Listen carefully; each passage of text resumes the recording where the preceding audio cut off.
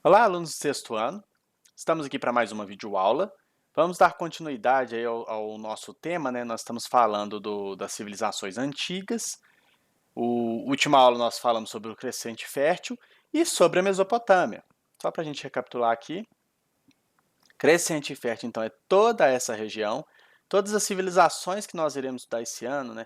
Até chegar no finalzinho, quando a gente for estudar Japão, China, Egito, Grécia, que a gente vai sair um pouco disso aqui. Mas até então, boa parte do nosso ano estaremos nessa região do Crescente Fértil, que compreende a Mesopotâmia, Fenícia, Palestina e chega até o Egito. Beleza? Então isso é muito importante. Outra coisa, Mesopotâmia, né? Meso, que quer dizer entre, potamos, rio, e ela fica entre os rios Tigre e Eufrates. Desculpa. Então isso é muito importante aí para a gente entender, né?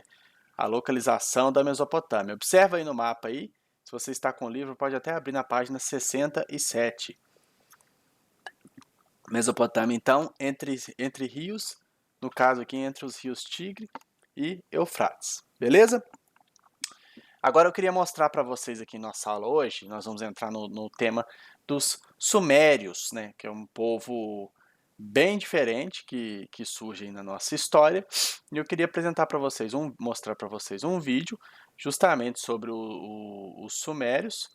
Ele está sem som porque eu achei legal as imagens, mas eu quero eu mesmo ir comentando, fazendo alguma observação. Beleza?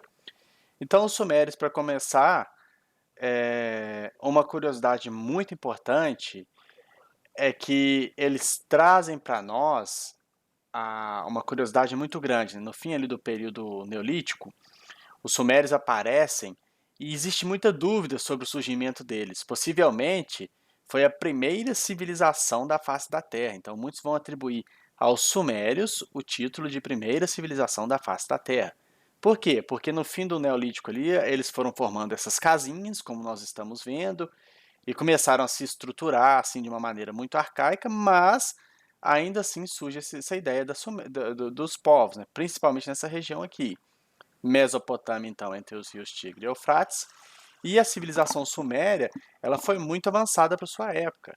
Eles tinham um sistema muito avançado de navegações, sabe? Dominavam toda a região ali do Mediterrâneo. Cavalaria, você pode ver aqui atrás as estruturas zigurate, possivelmente a Torre de Babel eram um zigurate, e um bom sistema de irrigação para o transporte interno ali de alimentos, né, para transportar com barcos e tudo mais. Também temos mais uma imagem do zigurate, todo o trabalho que era realizado. E eles também eram exímios artesãos. Uma curiosidade aqui que a gente vai entrar daqui a pouco, eles também é atribuído a eles o surgimento da escrita, né, que seria a escrita cuneiforme, por exemplo, que é uma atividade que o nosso livro propõe, que seria escritas assim, ó, plaquinhas de argila, né, e com alguns dizeres. Aqui a gente fez essa aqui no 15 de 5 de 2018, com o sexto ano na época, né, que seria hoje o oitavo, e tem uma brincadeira que a gente fez lá, uma aula mais dinâmica, né? E os meninos colocaram uma sigla do meu nome, né? D-I-M, né? Eles falavam assim que eu era o Jim, um apelidozinho carinhoso que colocaram na época. E a escrita cuneiforme, né? Então, é atribuída a esses povos, os sumérios. Cuneiforme porque ela é em forma de cunha. Eles pegavam barro e iam raspando no barro cru, né? Molhado ainda, formando um certo sistema aí alfabético. Então é a primeira civilização. Nós vamos falar um pouquinho mais depois que aparecer outras imagens, né? Mas é legal ver o artesanato, a arte também deles era muito desenvolvida, tinha um bom sistema de artes. E para fazer as obras artísticas eles usavam mármore, madeira e bronze. Aí temos o cuneiforme, né? A maneira em que era realizada a escrita cuneiforme, como vocês podem ver, sentadinho na argila. Eles iam registrar leis, eles iam registrar questões do cotidiano, iam registrar tudo o que acontecia na cidade. Então existiam os escribas que ficavam, né, com essas plaquinhas de argila registrando vários acontecimentos importantes do dia a dia desse povo. Então eu acho isso muito legal. Olha como seria uma escrita, né, mais complexa que a gente usava, mas um fenício ali, ao bater o olho, saberia ler, executar a leitura direitinho. Isso eu acho muito. Um sumério, perdão, né? saberia ler e executar ali tudo direitinho. Beleza? Então aí estão as plaquinhas, né? Poderia contar os animais também, isso é muito importante, né? Poderia ser feito um registro de quantos animais tinha, um registro de censo da população, escritas religiosas, né? E também a questão arquitetônica, né? Olha que lindo que eram os zigurates.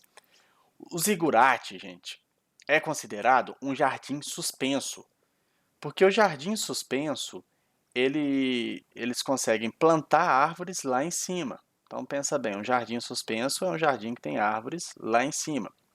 Então os zigurates eram estruturas feitas completamente de tijolos com plantação lá em cima.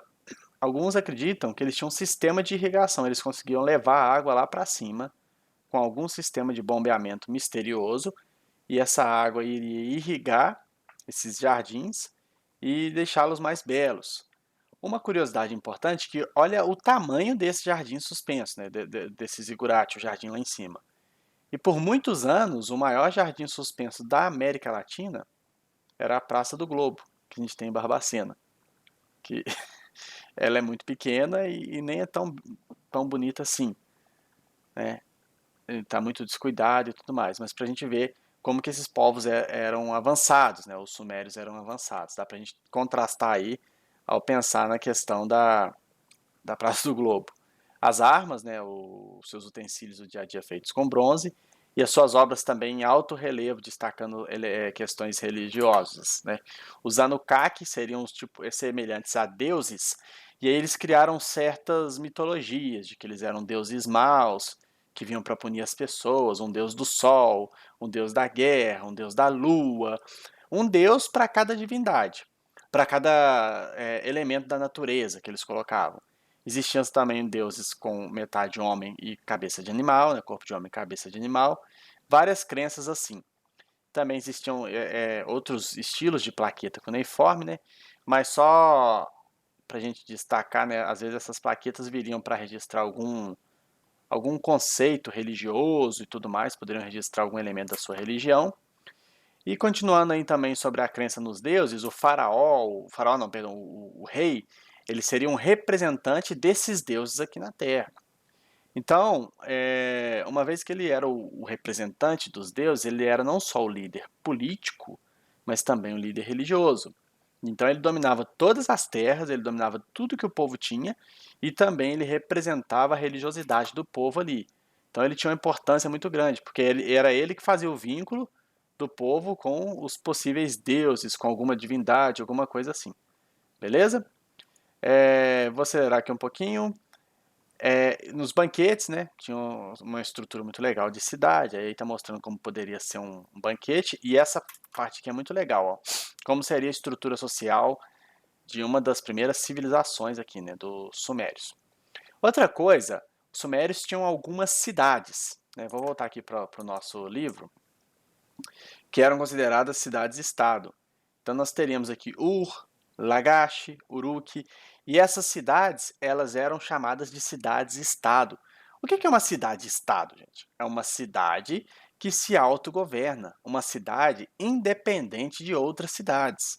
Isso quer dizer que, embora aqui a Suméria fosse formada por Ur, Uruk, Lagash, Nippur, essas cidades, ela era por si só, cada uma delas era por si só independente, porque cada uma teria um rei, cada uma teria uma forma de governo, cada uma teria registros históricos, tudo aquilo que eu contei ali, de uma maneira diferente. E aí, como que isso vai divergir da nossa realidade? Nós temos estados e temos cidades. Mas é assim, nós temos a nação, o Brasil, e o Estado, né, o governador, por exemplo, ele está sujeito ao presidente, ele deve se submeter ao presidente.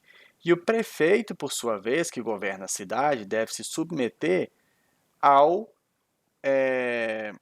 governador e ao presidente. Então existe uma hierarquia e existe um sistema político, um sistema econômico, como a nossa moeda real, que nos une e nos transforma em uma nação só, com uma cultura só. Embora existam certos padrões culturais diferentes, tipo a comida do Nordeste é diferente da nossa, o jeito de falar do Nordeste é diferente do nosso, nós ainda estamos ligados totalmente a um conceito exclusivo de nação enquanto Brasil, porque isso nos une. Já as cidades-estado, elas pertenciam, era como se fossem vários países formando uma aliança. Então, cada cidade era independente, mas elas tinham uma aliança entre elas que mantinha uma certa paz e um certo compartilhamento de culturas. Então, certos elementos da cultura, como comida, música, dança, registros, poderiam ser iguais justamente por esse compartilhamento, mas cada cidade tinha autonomia para se governar. Essa ideia de cidade-estado a gente vai ver até na civilização grega, né, também, que isso possibilitava até que às vezes uma fosse inimiga da outra, como Esparta e Atenas, que eram duas cidades-estados que eram inimigas umas das outras, né, que eram inimigo uma da outra, né, perdão. Então, só para a gente entender um pouquinho melhor a história.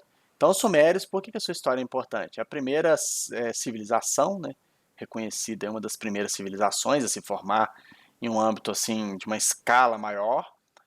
É também atribuída a eles a invenção da escrita.